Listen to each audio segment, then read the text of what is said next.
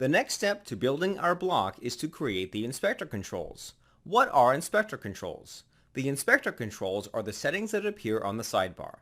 Let's select the recipe block for a moment. If you look at the sidebar, you'll see the custom class field. All fields that appear here are inspector controls. Let's see how WordPress uses this. I'm going to add the paragraph block. The paragraph block is simple, but if you look at the sidebar, then you'll see that it's very flexible. We can change the size of the text, the background color, and even change the alignment. It's a very clean and simple design. We can create our own custom controls or use the ones that come bundled by default. For our recipe block, we won't need anything super complex, but we will go over how to use these components later in the course. Let's get started. Back inside the script, we're going to need to load in a component. At the very top, destruct the inspector controls property from the wp.editor object. This is a component. Just like any other component, we can use its JSX name. Back inside the edit function, we'll want to return this component. That may seem strange, but just keep following along and it'll make sense soon enough. Here's the problem though. We are already returning some JSX code. We need to be able to return the inspector controls component. Luckily, there's a way to return multiple components. Instead of just returning the block, we're going to return an array. This is a little trick with React. As I mentioned previously, you can't have multiple root elements. This will cause React to give you errors. However, you can return an array of JSX components allowing you to have multiple root elements. Right before our block, I'm going to use the inspector controls component. I'm going to input the text hello in between these two tags. You'll notice that I'm not wrapping this around with a pair of parentheses. If we're returning an array of components, then we can omit the parentheses. I'm going to remove the parentheses from our block. I'll break this down in a moment, but let's see if this works. cd into the blocks directory and run the npm run dev command. Next, go to the recipe post we created previously. You should see everything working normally. If you look inside the console, then you should see no errors. I'm going to select the recipe block we have here. It should work without any errors. If you look inside the inspector controls, you'll see the hello message we inputted. Let's break down what's going on. Back inside the script, we're returning an array of components. This will tell WordPress that you have multiple components for it to use. It will scan the array and look for a component named inspector controls. If it finds this component, then anything inside it will be rendered on the sidebar. Anything else will be rendered as the block on the content portion itself. With that said, you don't have to arrange this in any particular order. You can put the block itself as the first item in the array, whatever you prefer. In order to use the inspector controls, you have to grab it from the wp.editor object like we're doing above. WordPress provides this component for you out of the box. It will take care of placing your content in the correct area and will make sure it only displays if the user selects your block. Right now, if we look at our UI, it's not really appealing. If you look below the title and icon, you'll see that the CSS class field is under the advanced box. This is what's called a panel. Panels are toggable, making them great for organization. WordPress allows us to create our own panels easily. Let's look at how that's done. I want you to open the Gutenberg Handbook. You should have bookmarked it earlier. On the sidebar, click on the Components link. WordPress states the following about this section. This packages includes a library of generic WordPress components to be used for creating common UI elements shared between screens and features of the WordPress dashboard. The components found here can be used to create our own UI. Under this section, you'll find loads of components we can use in our plugin. One important thing I want to note is that some of the components here are not exclusive to the Gutenberg editor. A lot of these are generic components that can be used outside of Gutenberg if you wish. Components that are placed inside the Components section are general components. These components can be used anywhere in the Gutenberg UI.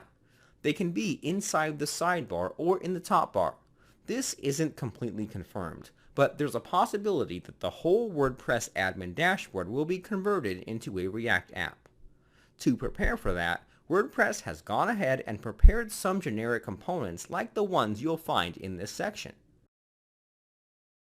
If you scroll down just a little further, click on the Panel component.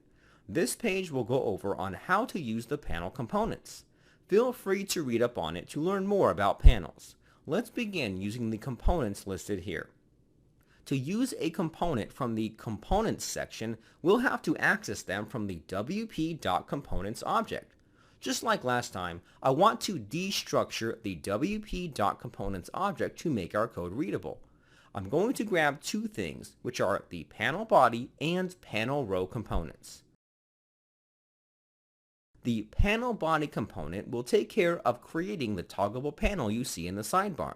The panel row component will take care of spacing the content within the body of the panel. This component is optional, but the spacing will help with organization and readability. Now that we're importing these components, let's go back down to the Inspector Controls component and add these in like so.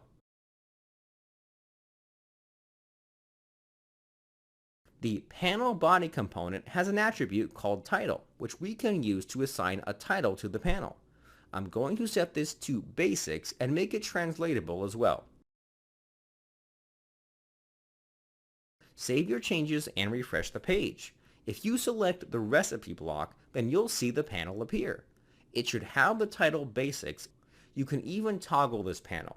This is great. We did very little to make this work. Now that we have a panel, let's add the input field so that the user can manipulate the block. Back inside the editor, I'm going to change the text inside the panel row and add a paragraph tag. The text inside will be, configure the contents of the block here. It will also be translatable.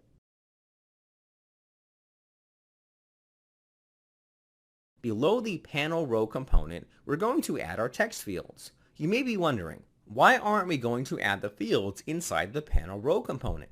Well, to better explain why, first we have to understand how form fields work in Gutenberg. There are two ways to create form fields. We can create them manually like we would for any typical HTML form. Alternatively, we can let WordPress create the fields. There's no wrong answer here. However, one way is easier than the other.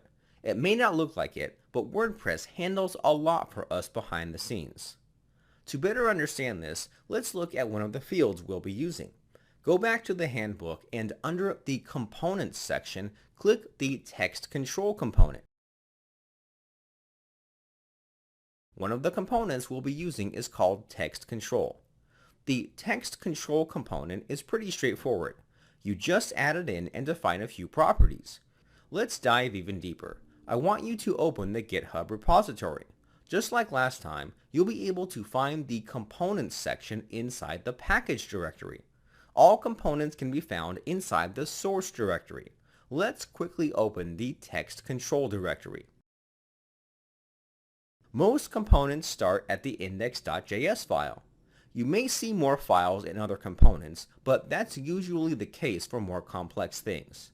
Inside this file, there are quite a few things going on, but I want our main focus to be on the input field. As you can see, all WordPress is doing is creating a regular input element. This may not seem like much, but all of this here provides a better user experience. Let's use this component to see what exactly is generated. Back inside the editor, we're going to need to grab the Text Control component. Since this is inside the Components folder, it's safe to assume it's inside the wp.components object. If you're not sure where something is, then feel free to log the WP object or read the documentation. Inside the destructuring of the wp.components object, grab the Text Control component. Inside the Inspector Control component, we're going to add the Text Control component. There are a couple of required attributes. The first is the Label attribute. Set this to Ingredients and make it translatable.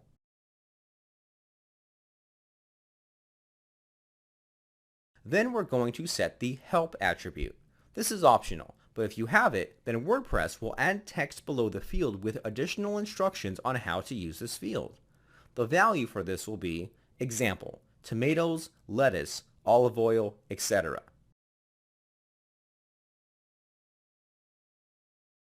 Up next is the value attribute. This will be the value of the field. This should be dynamic, but we're going to make it static for now. We haven't talked about attributes yet, so we're going to set this to test. Lastly, we have the onChange attribute. You may be used to listening for events in JavaScript, but this is already JavaScript. Since that's the case, then JSX provides a way to listen for events by using attributes. Most events start with the word on followed by the name of the event. In this case, it would be when the input field is updated. If it is, then the value inside will be triggered. 99% of the time you'll want to run a function. I'm going to pass in an arrow function that will accept in a value. The value will be referred to as newVal. Then I'm going to console.log the value. The new value variable will be whatever the user inputted. I know it may not make complete sense, but React gives us the opportunity to work with the new value before we save it. We won't be saving it in this lecture.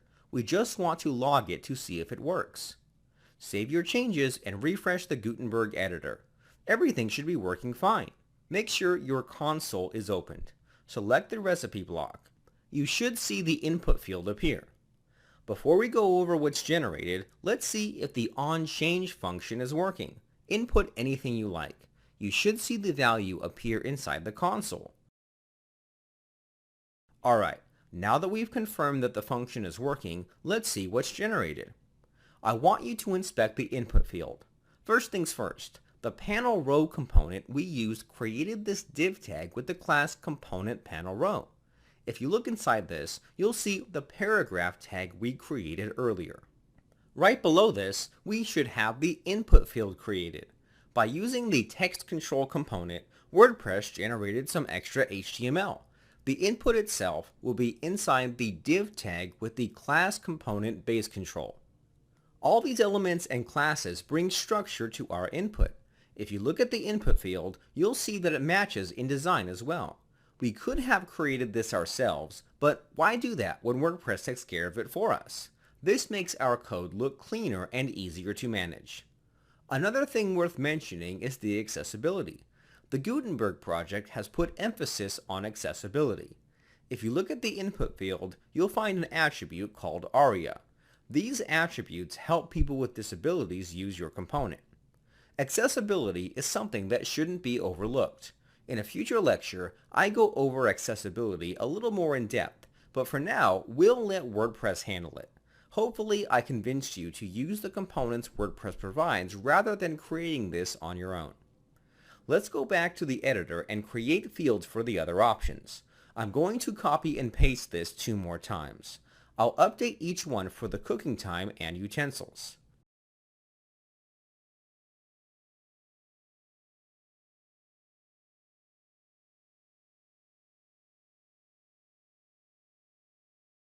Pause the video so you can have what I have. We're going to need 2 more fields for the cooking experience and meal type options. Rather than using an input field, we're going to use a drop-down field. Let's go back to the handbook. The name of the component we'll be using this time is called Select Control.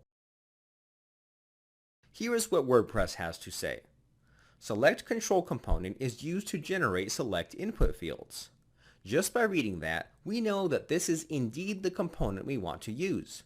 Just to double check, let's view the index.js file in the GitHub repository. You can find this inside the packages/components/source/select control directory. If you look inside the code, you'll find the element generated is a select element with the options inside. Alright, let's begin. Back inside the script, we need to destructure the select control component from the wp.components object. Then, under the input text fields, use the select control component. The label will be cooking experience, and the help attribute will be how skilled should the reader be. Both will be translatable.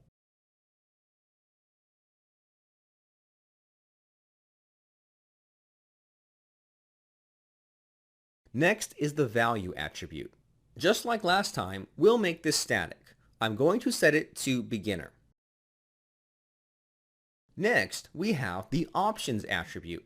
This will be set to an array of all the values. Each value should be an object. Each object will need two properties called value and label.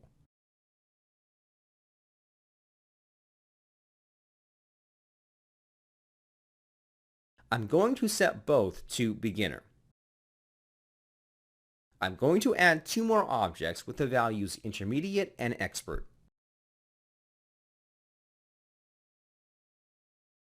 This array will be used to generate the options for the select field. The value will be used for the value attribute, and the label should be human readable text. The very last attribute we'll need to set is the onChange attribute. Once again, this will be an arrow function where we'll log the new value.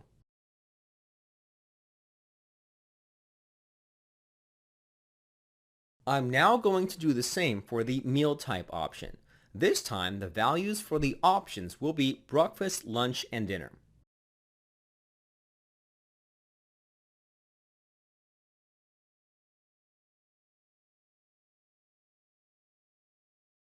Pause the video if you need to have what I have.